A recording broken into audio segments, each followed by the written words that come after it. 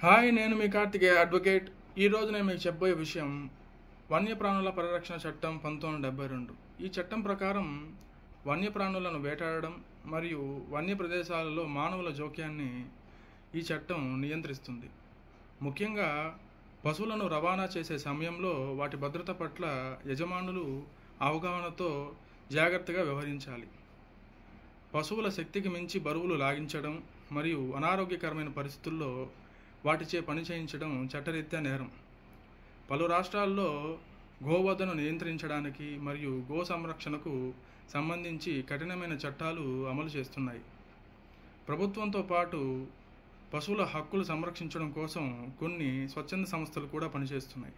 వాటిలో blue cross, federation of animal protection organisation, animal aid unlimited వంటి సంస్థలను చెప్పుకోవచ్చు. పశువుల హక్కులను సంరక్షించడంలో ప్రతి పౌరుడి బాధ్యత ఉంది.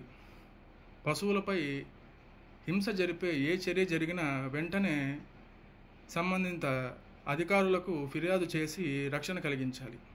Take care, be happy, bye.